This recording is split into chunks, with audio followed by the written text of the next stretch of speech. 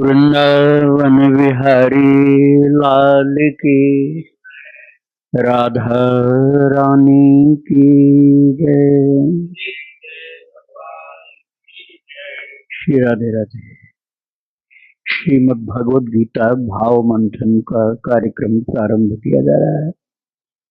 इसमें हम लोग कल 11वें श्लोक, गीता जी के दूसरे अध्याय का 11वां श्लोक कल हमने लिया था।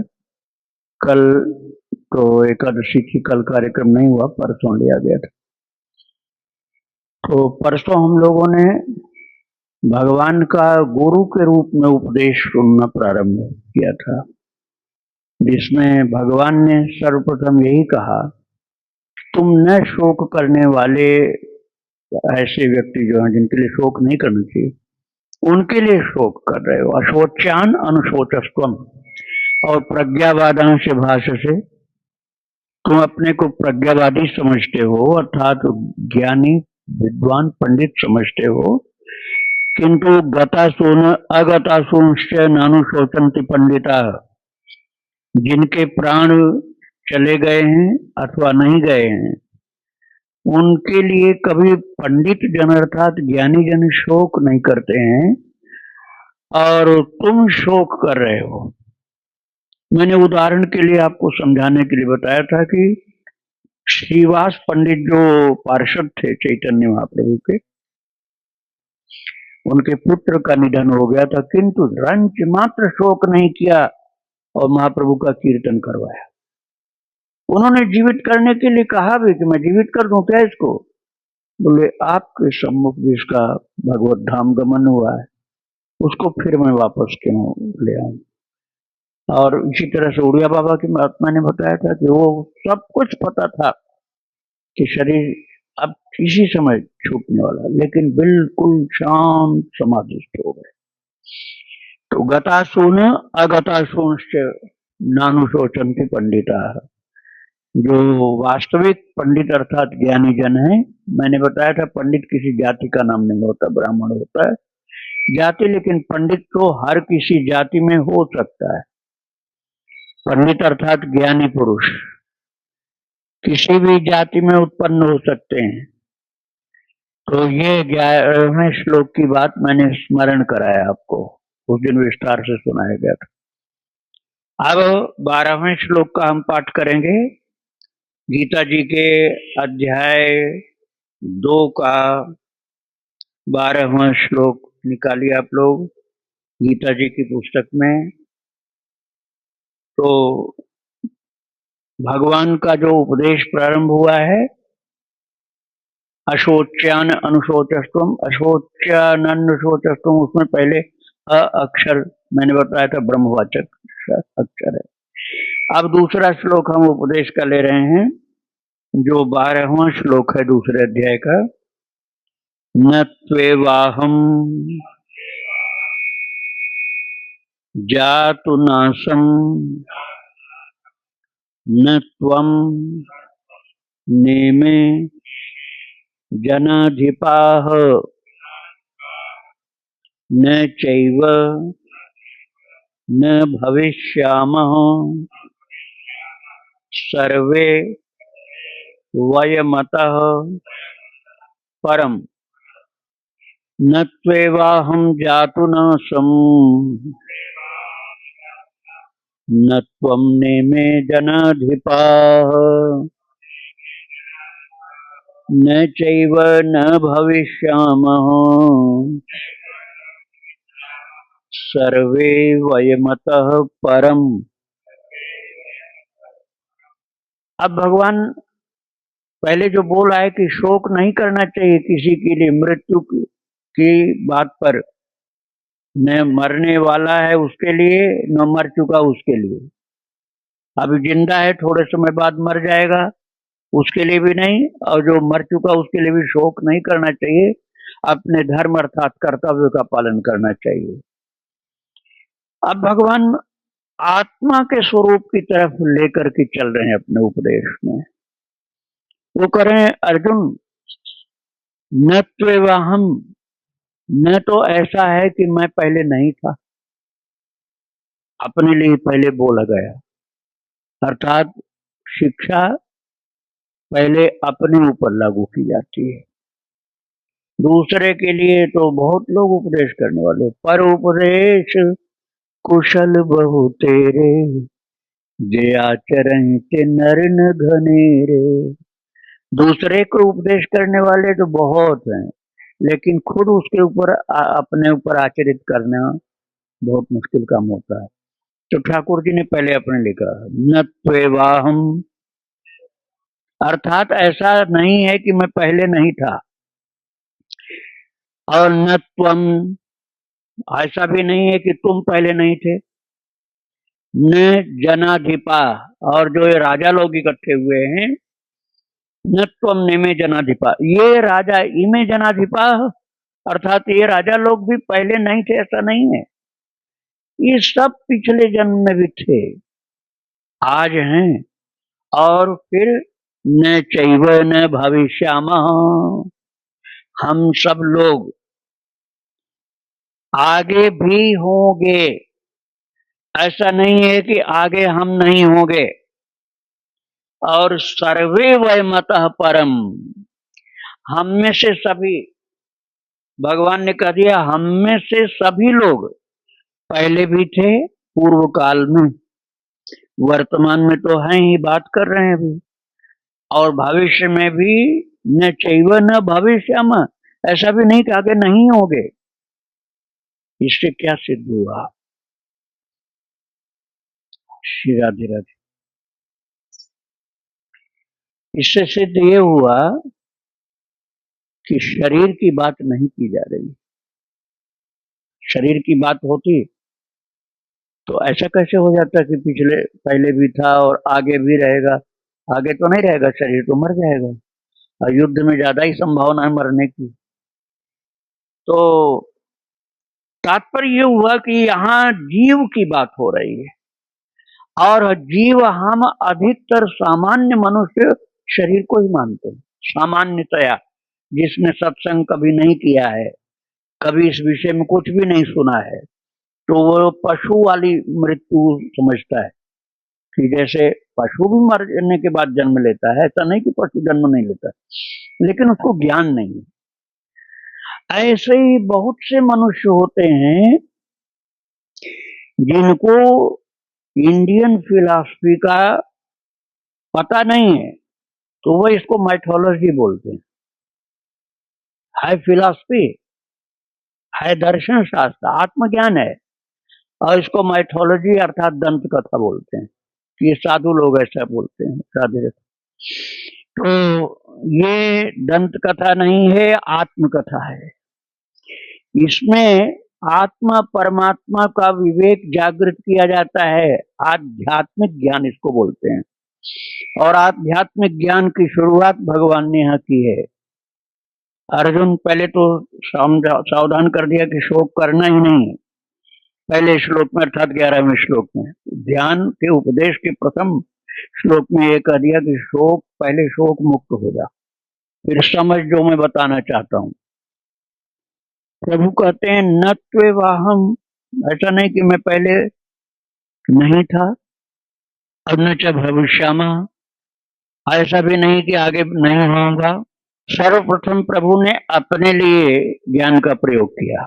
मैंने बताया ना, पर उपदेश कुशल बहु तेरे, जे आचरण ते नर न घनेरे। तो भगवान ने अपने लिए पहले कहा, न तू एव अहम जातु नासम, न तो ऐसा है कि मैं पहले नहीं था, आगे नहीं होऊंगा, और न त्वम, और अर्जुन तुम भी ऐसा नहीं है कि पहले नहीं थे, आगे नहीं हो गए, अब हो केवल। और न च इमे जनाधिपा, और जो ये राजा लोग हैं ये भी पहले थे, आगे भी होंगे। न च न चैव न भविष्यामः सर्वे वयमतः परम, और हम सब लोग जितने इकट्ठे हुए हैं युद्ध भूमि में, पूरा दिखाया भगवान ने उंगली से, ये जितने हैं ये सब के सब आगे भी होंगे, मरने के बाद भी। तो सत्ता इनके अभाव में कहाँ गई? शरीर की सत्ता अभावग्रस्त हुई ना, जीवात्मा की सत्ता का अभाव तो नहीं हुआ। जीवात्मा पहले भी था, आज भी है, आगे भी होगा। बस यदि उसके बाहरी ढांचे को देखोगे तो नहीं पहचान पाओगे, लेकिन जो उसको याद होगा तो कहेगा हम तो वही, हम तुमको पहचान रहे, तुम मुझे नहीं पहचान रहे। वो जीवात्मा जो पिछले जन्म का आया है वो कहेगा मैं पहचान रहा हूं तुम लोगों को, तुम मुझे नहीं पहचान रहे। तो अब ये वास्तव में जो ज्ञान की बात भगवान यहाँ कर रहे हैं, आत्मज्ञान की बात शुरू हो रही है। तो यहाँ पर एक खास बात ये समझिए कि जो अनीश्वरवादी दर्शन होता है, अनीश्वरवादी दर्शन, उसमें क्या होता है, उसमें आत्मा की सत्ता को नहीं स्वीकार करते। तो उसमें क्या होता है, पैदा हुआ है और मर जाएगा, बस इतना ही मानते हैं। पैदा हुआ, बड़ा बड़ा हो जाएगा, बूढ़ा हो जाएगा और मर जाएगा, बात खत्म हो गई। फिर जन्म लेने वाली अर्थात पुनर्जन्म की बात को वो दूसरे दर्शन वाले, जो अनीश्वरवादी दर्शन वाले हैं, वो जानते नहीं, मानते नहीं, जानते नहीं और मानते भी नहीं। तो भगवान ने अनीश्वरवाद की झूठी मान्यता का जैसे खंडन कर दिया। झूठी मान्यता जो अनीश्वरवाद की है कि शरीर पैदा होता और मर जाता, उसका जैसे प्रभु ने खंडन कर दिया। अब आप ये समझो कि ये जितने इकट्ठा थे, भगवान ने सबको कह दिया, ये पहले भी थे, आज हैं, आगे भी होंगे। मैं एक दो का उदाहरण देते हुए चलता हूं आपको। जैसे अर्जुन और भगवान कृष्ण पिछले जन्म में नर और नारायण थे। नर और नारायण रूप से पहले इनका जन्म हो चुका है बद्रीनाथ के पास में, माता मूर्ति के गर्भ से धर्म के पुत्र के रूप में अवतरित हुए थे।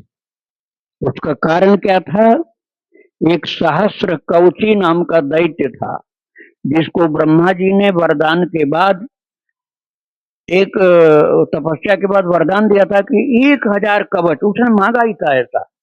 सहस्र कवची दैत्य ने मांगा था कि मेरे शरीर में, पहले तो अमर होने का मांगा, तो ब्रह्मा ने कहा अमर तो मैं ही नहीं हूं, तुमको कहां से बनाऊंगा। बोले महाराज तो मैं कुछ और मांगू? बोले हाँ मांगो। बोले कि उस दैत्य ने कहा 1000 कवच मेरे शरीर में हो और कोई 1000 साल तक लगातार रात दिन युद्ध करे तो एक कवच तोड़ सके, और एक कवच तोड़ने वाला मर जाए। फिर दूसरा कोई कभी ऐसा पैदा हो तो फिर 1000 साल तक जो मुझसे युद्ध करे तो दूसरा कवच टूट जाए मेरे शरीर का। ऐसे जब 1000 कवच सब खत्म हो तब मैं मरूं, और 1000 में 1000 का गुणा कर लो, इतनी लंबी तो मिनिमम आयु थी उसकी। अब मारने 1000, एक कवच तोड़ने वाला मर भी जाएगा, तो सब लोग हार गए थे उससे। तो फिर ऋषियों मुनियों ने भगवान से प्रार्थना किया कि प्रभु आप ही ये कार्य कर सकते हैं। तो नर नारायण दो भाइयों के रूप में भगवान का अवतार हुआ था, और दोनों ने इस प्रकार से युद्ध किया था सहस्र कवची से, और नर 1000 साल तक रात दिन युद्ध करते करते एक कवच तोड़े और मर गए। ब्रह्मा ने वरदान ही ऐसा दिया। और फिर उसके बाद नारायण ने युद्ध शुरू किया, और नारायण युद्ध के साथ साथ नर को जीवित भी करने की विद्या चालू कर दी कि इनको जीवन दान देना।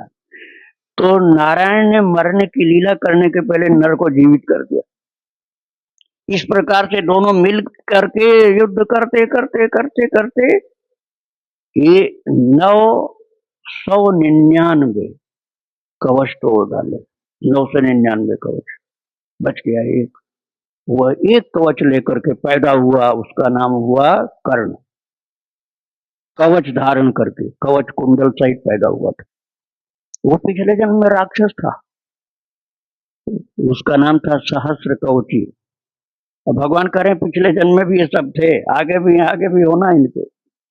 तो अब उस आखिरी कवच को तोड़ने के लिए फिर से नर नारायण का जन्म हुआ था, वही कृष्ण और अर्जुन। भगवान अब उनको ज्ञान ही दे रहे हैं कि हम केवल शरीर नहीं है, पहले भी थे हम, आगे भी होना है। और इसी तरह से महाराज भीष्म पितामह की भी कथा मिलती है। भीष्म पितामह पिछले कई जन्मों का वृत्तांत उनका मिलता है। सांप को उठा के नागफनी पर फेंक दिया था, उसके कारण से बाण की सैया पर लेटना पड़ा था। तो पिछले जन्म की कथाएं उन लोगों की हैं, बहुत से वीरों की कथाएं हैं। अरे एक कर्ण के अवतार हुए, ये कर्ण का पुराना मैंने सुना दिया आपको, पिछले जन्म का। अब उसके बाद वाला मैं बता रहा हूँ। रामदास नागा जो कानपुर के पास पाली में रहते थे, जिनके शिष्य पथिक जी हुए, बहुत अच्छे संत थे। पिछले जन्म में कर्ण थे, कर्ण के पिछले जन्म में सहस्त्रकवची थे। तो वो कहते थे कि अर्जुन क्या मुझको मार देता है जो कृष्ण नहीं साथ में होते, ऐसे बोलते थे। अभी लगभग 60-70 साल पहले थे वो रामदास नागा। उनको ज्ञान हो गया था। वो कहते थे कि जो चींटियां चींटे चलते हुए मिलते हैं ना, एक एक चींटी भई अगणित बार सुरेश, रामदास नागा कहीं वरण सकहीं शेष।